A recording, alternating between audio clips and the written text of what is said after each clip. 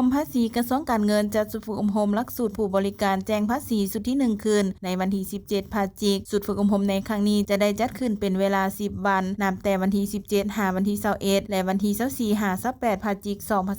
2025ให้บรรดาบริษัทวิสาหกิจที่ดำเนินธุรกิจผู้บริการแจ้งภาษีสินค้าเครื่องของของตนเองและบริการแจ้งภาษีมีจุดประสงค์ส่งออกน้ำเข้าสินค้าผ่านด่านภาษีชายแดนโดยการเป็นประธานของท่านพรหมจักร ศรีพันดรของหัวหน้ากรมภาษีกระทรวงการเงินมีคณะแผนกจากกรมภาษีบรรดาวิทยากรนักสัมมนากรคณะรับผิดชอบจัดฝึกอบรมและบรรดาผู้ต่างหน้าจากภาคส่วนที่เกี่ยวข้องเข้าร่วมการฝึกอบรมครั้งนี้เพื่อให้ผู้บริการรับรู้เข้าใจทางด้านหลักการขั้นตอนระเบียบการของผู้บริการแจ้งภาษีก่อนจะส่งออกน้ำเข้าสินค้าเครื่องของการผ่านแดนและน้ำเข้าส่งออกต่อผ่านด่านภาษีชายแดนในขอบเขตทั่วประเทศโอกาสนี้ท่านพรหมจักร ศรีพันดรได้มีคำเห็นโอ้ลมว่าเรื่องงานการฝึกอบรมการบริการแจ้งภาษีแม้นมีความสำคัญโดยนักสัมมนากรต้องได้เรียนรู้บรรดากฎหมายว่าด้วยภาษีระเบียบการนิติกรรมขั้นตอนต่างๆในการให้บริการแจ้งภาษีตัวจริงก่อนจะนำเข้าสินค้าผ่านด่านภาษีชายแดนเรียนรู้เข้าใจเกี่ยวกับบรรดาขั้นตอนระเบียบการต่างๆที่ครูฝึกได้นำมาถ่ายทอดบทเรียนให้ในตลอดระยะเวลา